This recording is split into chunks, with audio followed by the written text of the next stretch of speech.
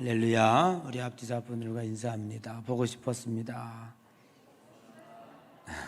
사랑하고 존경합니다. 할렐루야. 창세기 19장 12절에서 22절의 말씀을 통해서 농담으로 여겼더라 라고 하는 제목으로 함께 은혜를 나누고자 합니다. 18세기에 함께 살았던 미국의 맥스 주역수 가문과 또 조나단 에드워드라고 하는 가문이 있습니다. 이 두 청년은 한 동네에서 살고 있었는데 어느 날 언덕을 넘어가다가 한 청년은 교회 종소리를 듣고 교회로 갔습니다.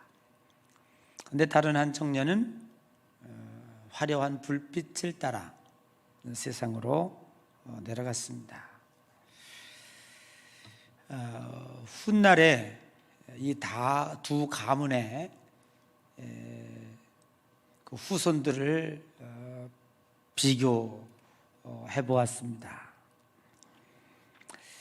하나님의 사람이 된 에드워드 가문은 1394명의 후손들이 태어났습니다.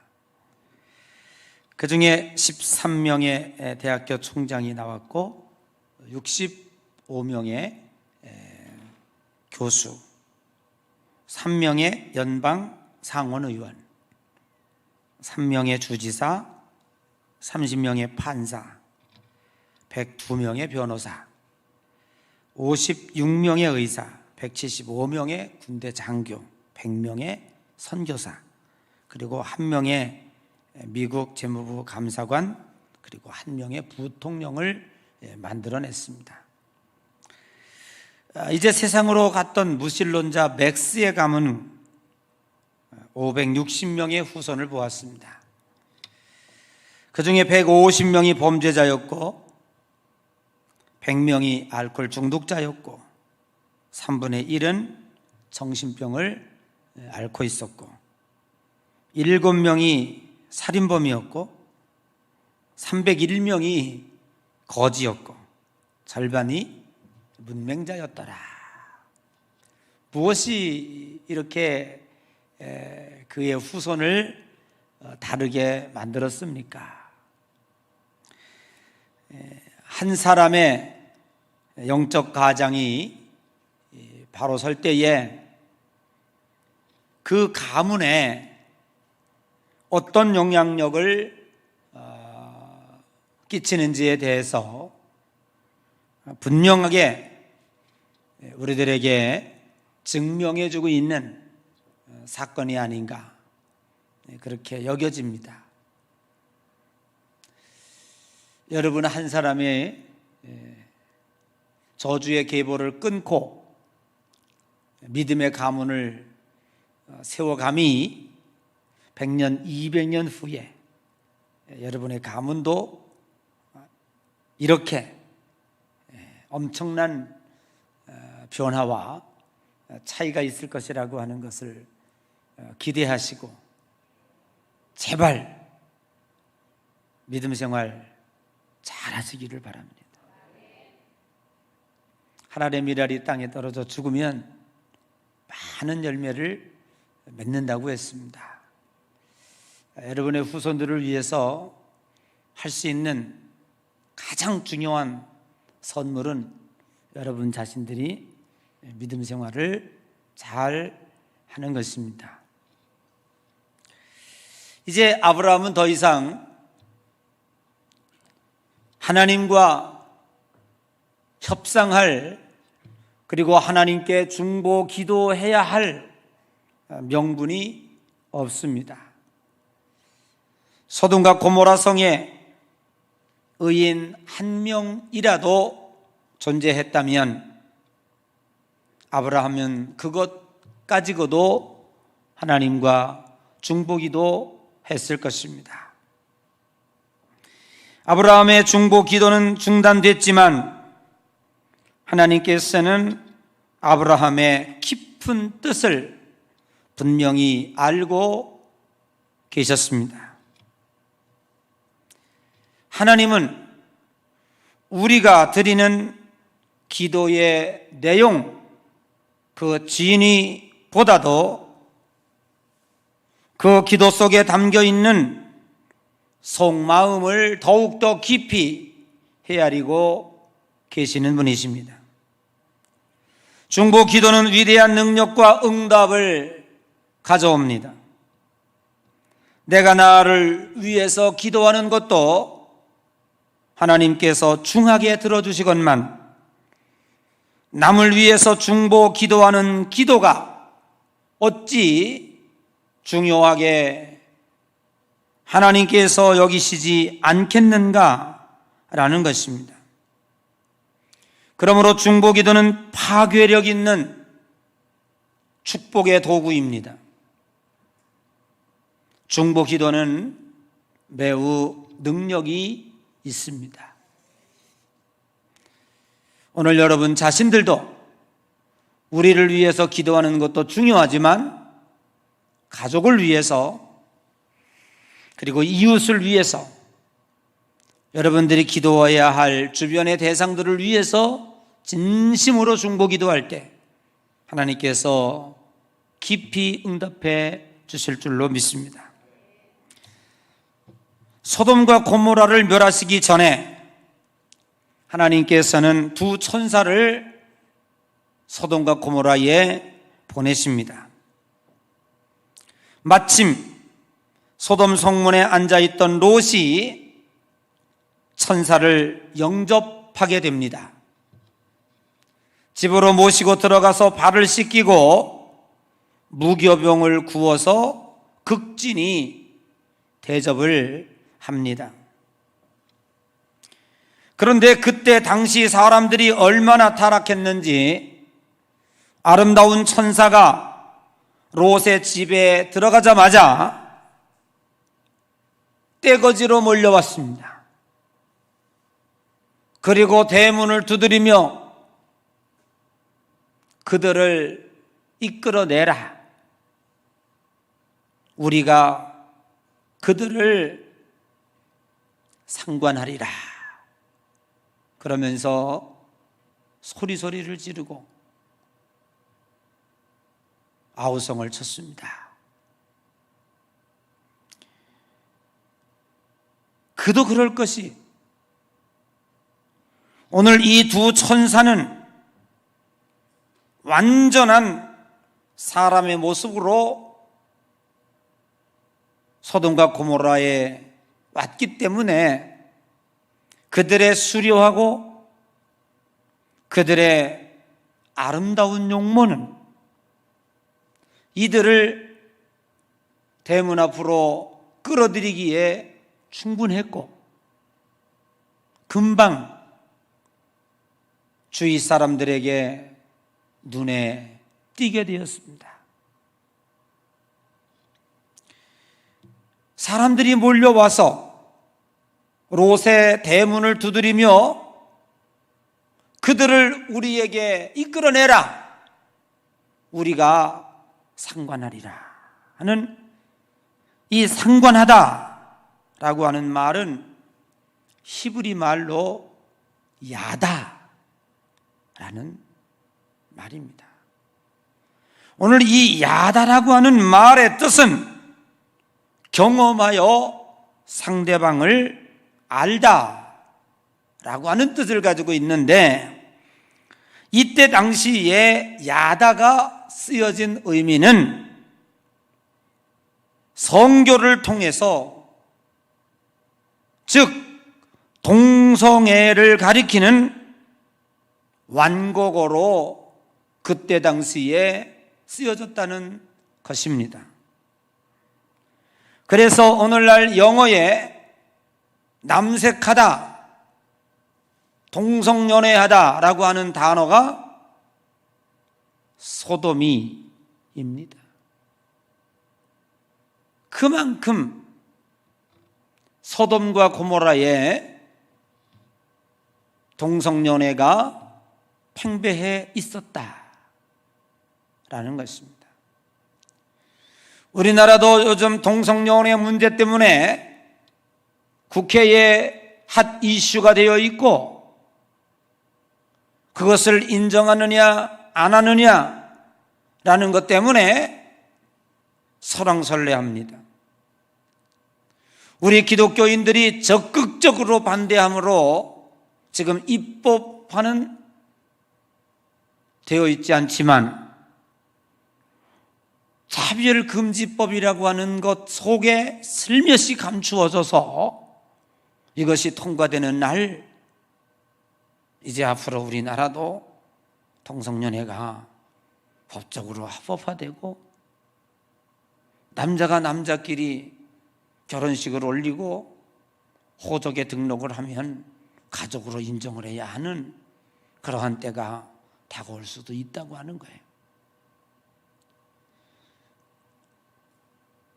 인간들이 어디까지 가야 타락의 끝인지 그것은 잘 알 수 없습니다. 그러나 소돔과 고모라 성에 이런 것들이 만연이 되었다고 하는 것은 대단히 성적 타락의 극치를 걷고 있다라고 하는 것을 우리는 익히 알 수가 있는 것입니다. 롯이 얼마나 급했던지, 얼마나 상황이 험악스러웠던지, 오늘 여기 19장 7절에 보니까 이르되 청하노니 내 형제들아, 이런 악을 행하지 말라. 그러면서 8절에 내게 남자를 가까이 하지 아니한 두 딸이 있노라. 청하건대 내가 그들을 너희에게로 이끌어내리니 너희 눈에 좋은 대로 그들에게 행하고, 이 사람들은 내 집에 들어왔은즉 이 사람들에게는 아무 일도 저지르지 말아라 라고 제안을 합니다. 어떻게 보면 롯이 천사를 지키기 위해서 자기의 소중한 딸들을 내던졌구나, 그렇게 해석할 수도 있습니다. 그 의미가 전혀 아닌 것은 아닙니다. 어떻게 해서든지 자기 집에 들어온 두 천사를 지켜야 되겠다라고 하는 생각은 분명히 롯에게 있었습니다. 그런데 그의 행위는 오늘날 우리들의 입장에서 볼 때에는 잘못 선택한 것입니다. 딸들에게도 미래가 있습니다. 딸들에게도 인격이 있습니다. 어떤 아버지는 자기 딸을 성폭행했다고 하여 그 고등학생을 쫓아가서 살인까지 했던 적도 있습니다. 이마만큼 딸을 지켜내야 하는 것은 아버지 몫입니다. 그런데 그 딸들을 군중에게 내어주었다. 이것은 매우 우리들의 시각으로 볼 때에는 잘못된 것입니다.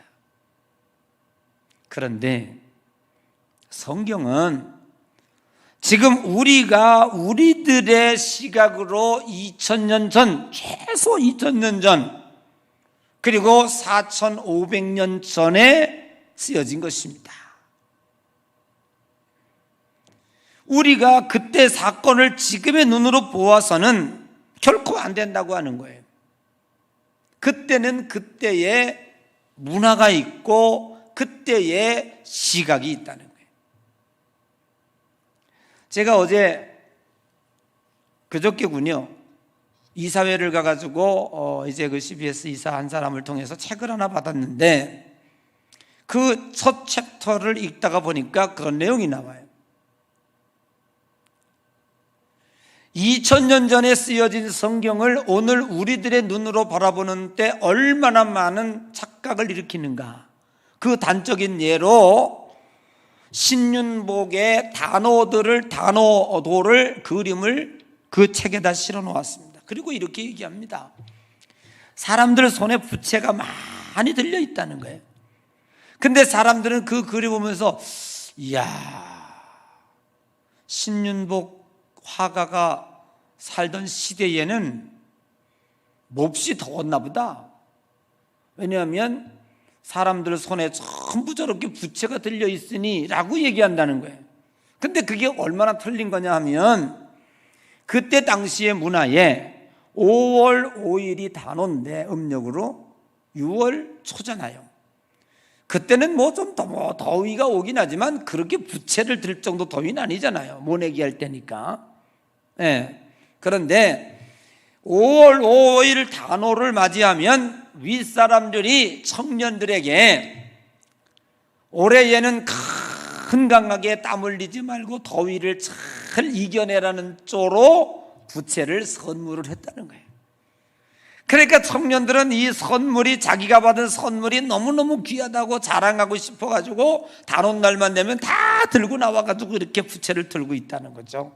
그러니까 그때 그 문화, 그때 단오절의 상황의 문화와 우리가 지금 이 시간에 단순히 그림만 보고 얘기하는 게 얼마나 갭이 있는가를 이야기하고 있는 거예요.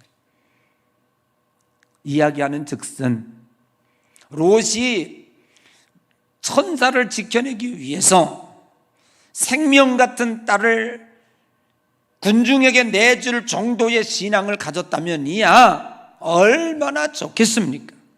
그러나 자기 딸들 정도도 우습게 생각하는 성적 윤리가 롯에게 지배하고 있다고 하는 거예요. 오늘날로 말하면 성인지 감수성이라고 말해요. 오늘날 성인지 감수성에 대해서 오늘 남자들이 그것을 제대로 요즘에 굉장히 심각합니다. 성희롱, 성추행 이런 것들 때문에 지금 뭐 정치인들도 이미 부산시장, 충남도지사, 서울시장이 죽거나 감옥에 가거나 그 외에도 많은 사람들이 이런 것들 때문에 어려움을 당하고 있습니다. 특별히 우리 기독교계에서도 이 문제에 대해서 앞으로 남자들도 심각하게 생각해야 할 것입니다. 자기 딸을 망가진다고 생각했다면 그렇게 내놓겠습니까? 하나의 대안으로 던져버린 거예요. 쉽게. 그러니까 그때 그 소돔과 고모라의 문화에 처녀 총각들 그리고 많은 사람들이 얼마나 이런 것들에 대해서 전혀 문제시 삼고 있지 않았다. 그런 생각으로 우리는 이 개념을 바라볼 수밖에 없다라고 하는 사실이죠. 천사들은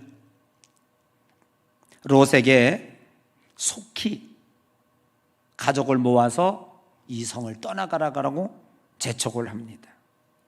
이제 며칠 있으면 이 성은 유황불로 멸망이 될 것이다. 그래서 롯이 딸들과 결혼할 사위들을 불러놓고 천사가 한 말을 그대로 전했습니다. 얘들아, 하나님께서 이 성을 멸하신단다.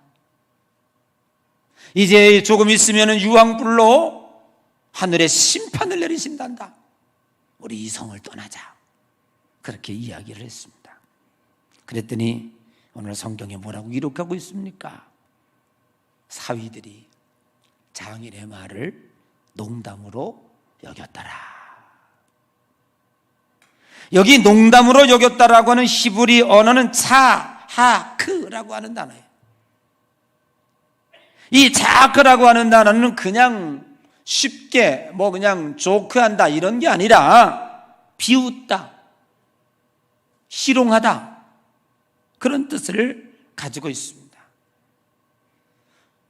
오늘 장인이 하나님의 말씀을 빌어서 사위들에게 이야기하는데 사위들이 아이고 이제 드디어 우리 장인이 미쳤구만. 우리 장인이 저거 제정신이 아니구만, 치매 걸렸나? 이 정도로 비웃었다고 말해요. 이미 볼장 다 본 가정 아닙니까? 우리는 코로나19 2년차를 살아가면서 가족이 얼마나 소중한지, 가족이 얼마나 중요한지를 알게 되었습니다. 반면에 역효과도 나타납니다. 함께하지 못했을 때에 몰랐던 성격들이 오래 집안에 함께 있으므로 갈등과 심각한 성격의 문제를 경험하게 됩니다. 그래서 가족의 위기를 맞게 되는 경우도 없지 않아 있는 것을 자주 볼 수 있습니다. 한 가정이 바로 서기 위해서는 가정의 기둥이 든든히 서 있어야 합니다. 특히 신앙의 가정에서는 영적 가장의 역할이 무엇보다도 중요합니다. 영적 가장은 남편이 될 수도 있고 아내가 될 수도 있고 어떤 경우에는 믿음 좋은 자녀가 영적 가장의 역할을 할 수도 있을 것입니다. 삶을 살아가다가 보면 가족 중에 누군가가 어려움을 당하게 될 수도 있습니다. 어떤 때는 가정 전체가 위기를 만나서 흔들릴 때도 있습니다. 그렇지만 영적 가장이 든든히 서 있는 가정은 어떤 위기에서도 흔들리지 않습니다. 그 위기를 슬기롭게 잘 헤쳐나갑니다.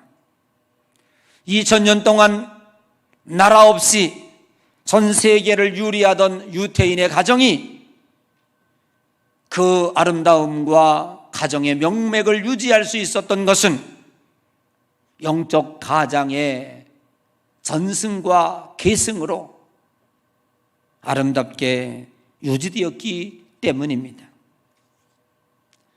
오늘 롯의 가정의 정말 큰 문제는 어느 누구도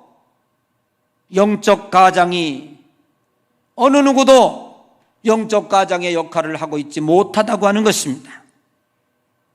영적 가장의 역할을 해야 할 롯 자신조차도 사위들에게 희롱당하고 비웃음당하고 하나님의 말씀을 선포하는데도 농담으로 여길 정도 되었으니 이 가정의 위기를 어찌 극복할 수 있단 말입니까?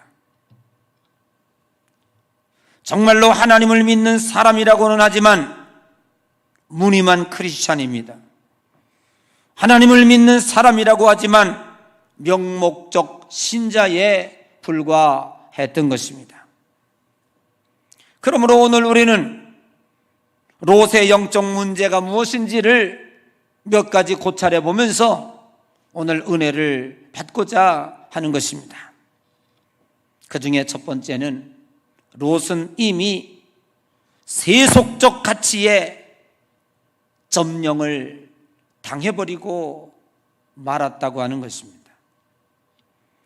자신의 두 딸을 아무리 급박한 환경이라고 할지라도 성난 군중들에게 내어주며 너희들이 좋아하는 대로 해라 할 정도 되었으면 볼장 다 본 것입니다. 어느 누구가 내 딸을 취하려 한다고 할지라도 생명을 걸고 지켜야 할 것이 아버지의 덕목이거늘 어찌 이룰 수가 있을까? 그것은 이미 롯의 윤리의식이 세속화되었다고 하는 사실이고 소돔과 고모라의 성문화에 이미 롯은 점령을 당해버리고 말았다고 하는 사실입니다. 기독교인이라고 하여 밥 안 먹어도 사는 존재는 아닙니다. 기독교인이라고 하여 병원 안 가도 되는 것은 아닙니다. 기독교인이라고 하여 재물 없이 세상을 살아갈 수 있는 존재는 아닙니다.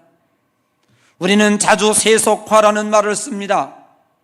세속화는 세상은 악한 것이고 영적인 것은 거룩한 것이라고 생각하여 이분법적 삶을 살아가는 것이 기독교인의 삶은 아닙니다. 우리는 결코 성과 속의 이분법에 사로잡혀서 세상을 변화시키는 책임과 그 의무에서 배제되는 일이 없어야 할 것입니다.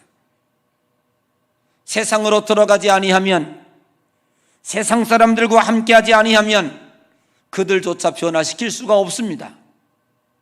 우리는 그들에게 왕따 당해서는 결코 안 됩니다. 부흥회 끝나고 집에 가서 안 믿는 남편에게 밥상도 같이 하지 않습니다. 남편은 거룩하지 않으니 더럽고 추하다 생각. 더 나아가 잠자리도 하지 않습니다. 그래서 믿음 좋은 아내의 그 잘못된 것들로 인해서 가정이 파괴되고 어려움을 겪는 가정들이 지금까지는 많이 있었습니다. 세속화라고 하는 것은 세상의 가치가 기독교적 가치를 점령해버린 것을 가리킵니다. 이것을 택하겠는가 저것을 택하겠는가 했을 때에 먼저 그의 나라와 그의 일을 구하지 못하고 세상 쪽으로 손을 들고 세상 쪽으로 내가 움직일 때 그는 이미 세속화된 것입니다. 물고기는 아무리 물이 세차게 흐른다고 할지라도 그 물을 거슬러 올라갑니다. 우리는 이 세상 속에서 살아가고 있을 때에 세상 속에 존재하고 있지만 우리의 신앙은 거슬러 올라가며 내가 선한 싸움을 싸우고 달려갈 길을 다 가고 믿음을 지켰다라고 말씀했던 사도 바울처럼 싸워 이겨야 하는 것입니다. 그것이 우리 신앙인의 본질인 것입니다. 두 번째로 오늘 여기 롯의 잘못은 이겁니다. 세상에 대한 집착이 너무 심하다는 것입니다. 천사들이 계속해서 속히 피할 것을, 이 성을 떠날 것을 재촉합니다. 그러나 오늘 성경에 보니까 롯이 주저했다. 우물쭈물댔다. 떠나기 싫어가지고 안절부절했다. 그런 얘기입니다. 믿음이 있기는 했지만 소돔에 대한 집착이 너무 컸습니다. 오늘 우리는 어떤 상황 속에서도 떠날 준비가 되어 있어야 합니다. 기독교 신앙의 본질은 떠나는 것입니다. 그래서 창세기 12장 1절에 너는 본토 친척 아비집을 떠나 내가 지시할 땅으로 가라 라고 명령하고 있습니다. 오늘 우리의 신앙이 성장하지 못하는 이유는 세상의 발목을 잡혀 있기 때문에 그렇습니다. 여러분들을 유혹하는 이 세상의 그 어떤 것도 여러분들을 잡게 해서는 안 됩니다. 뿌리치고 떠나야 됩니다. 그럴 때 우리의 신앙은 성장합니다. 오늘 우리는 롯과 같은 영적 싸움을 계속하고 있습니다. 하나님의 나라를 이야기하고 있고 천국을 이야기하고 있지만 그러나 이 세상을 버릴 수 없다는 것입니다. 우리의 신앙의 목적은 하늘나라입니다. 그런데 어느덧 대한민국 기독교인들의 대부분들이 세상에서 잘 먹고 잘 살기 위해서 하나님을 믿고 있습니다. 그것은 이 세상에서 잘 먹고 잘 사는 것에 대하여 어느 누구도 죄악이라, 그것이 비신앙적이라 말하지 않습니다. 당연히 그리하십시오. 할 수만 있으면 잘 사십시오. 할 수만 있으면 부자로 사십시오. 할 수만 있으면 우두머리가 되십시오. 일부러 사서 고생할 이유는 없습니다. 그러나 이거는 하나님이 더하여 주시는 은혜일 뿐입니다. 진정으로 우리들이 먼저 구해야 할 것은 하나님의 나라와 그 가치입니다. 그것 때문에 존재하는 것이고 그것 때문에 믿는 것입니다.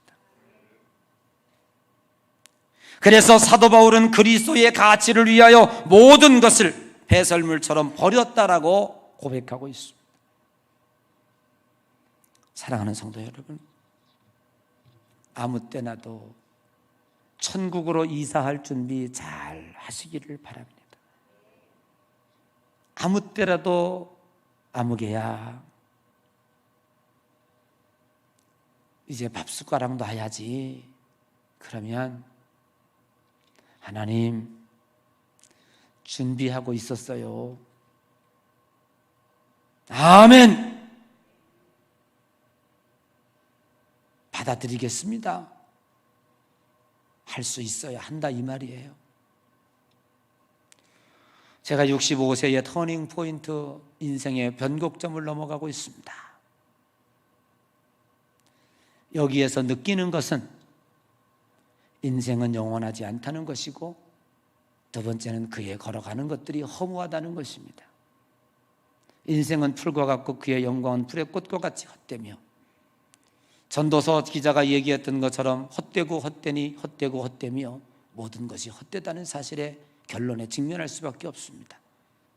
그리고 이 자리에서 느끼는 중요한 사실은 죽음이 우리 앞에 바싹바싹 코앞에 다가오고 있다는 사실입니다. 그러나 세상에 집착하고 있는 사람들은 죽지 않으려 항거합니다. 나와 죽음이 관계없는 것처럼 발악을 합니다. 세상에 집착합니다. 그러나 그렇다고 해서 그것이 이루어지지 않습니다. 우리가 바른 신앙을 걸어간다면 아무 때라도 주님 오라 하실 때에 세상 것 다 내려놓을 준비가 저와 여러분에게 되어 있어야 합니다. 어떤 때는 유서도 써놓을 준비가 되어 있어야 하고, 어떤 때는 속옷 하나 잘 챙겨놓고 얘들아 나 죽으면 이걸로 갈아입혀줘 라고 할 수 있어야 합니다. 그런데 롯은 전혀 떠날 준비가 되어 있지 않습니다. 소돔과 고모라가 떠나기 싫어가지고 발버둥을 치는 모습을 보였습니다. 이런 모습은 결코 우리에게 유익이 안 된다는 사실을 생각해 보며, 오늘 저와 여러분들도 정말로 정말 여러분 열심히 사십시오. 열심히 행복하십시오. 그러나 떠날 준비는 꼭 하고 사십시오. 때와 기한은 하나님에게 있습니다. 여러분이 이미 하나님은 여러분이 하나님 나라 돌아갈 비행기표 다 끊어놨어요. 옆 사람 쳐다봐. 당신 비행기표 며칠이야? 누구만 몰라? 저와 여러분만 몰라. 가르쳐주면 하나님이 불안하니까. 우리 죽을 날 내가 알아봐. 진짜 그것만큼 불행한 거 없어요.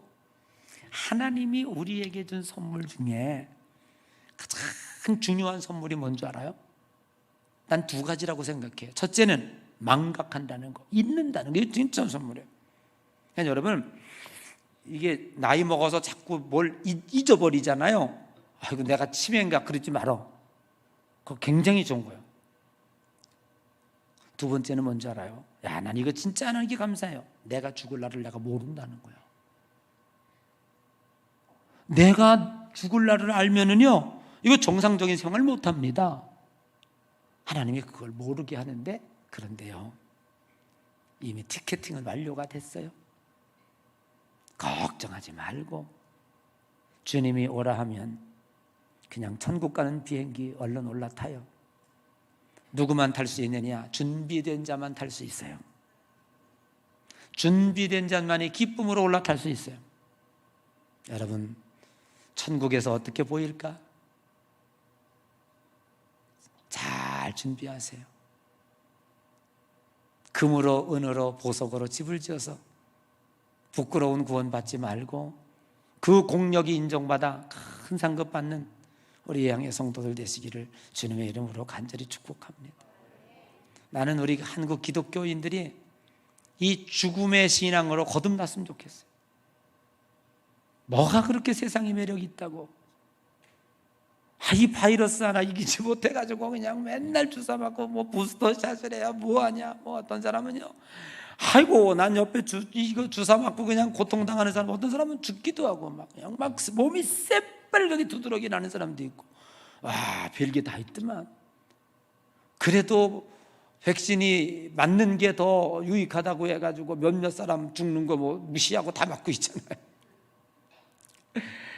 여러분 감사하시기 바랍니다. 다 맞으셨죠?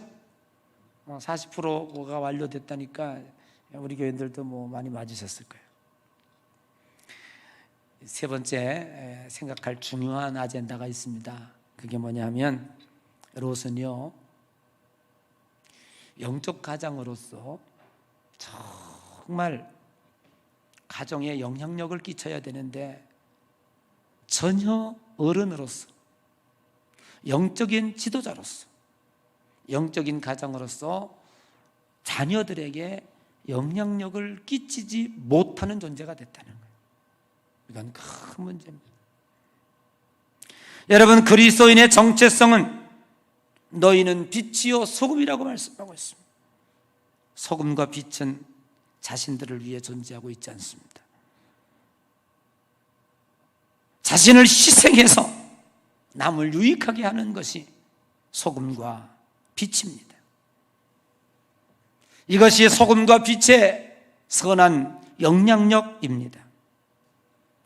장인이 하늘의 나라의 말을 하고 있는데 사위들이 농담으로 여겼다 할 정도 됐으니 얼마나 어른으로서 무시당하고 있는가를 분명히 알 수가 있는 것입니다. 평소에 자기가 믿고 있는 믿음과 행함의 일치를 자녀들에게 보여주지 못했습니다. 우리는 세상은 속여도 가족은 속일 수가 없습니다. 가족은 나와 가장 가깝게 나를 보고 있습니다. 즉 간접적으로 생사고락에 함께 참여하고 있습니다. 그렇기 때문에 세상이 보는 나가 아니라 가족이 보는 내가 더 정확합니다. 신앙인은 삶 속에서 살아있는 믿음을 가족에게 보여주어야 합니다. 믿음은 어두운 데서 더 빛이 나게 되어 있는 것입니다. 우리가 진정 믿음으로 산다고 하면 분명 하나님의 살아계심이 우리의 삶 속에 나타날 것입니다. 우리의 삶의 현장에서 하나님의 살아계심이 보여지게 될 것입니다. 그것을 자녀들이 공유하고 그것을 자녀들이 함께 보게 될 것입니다.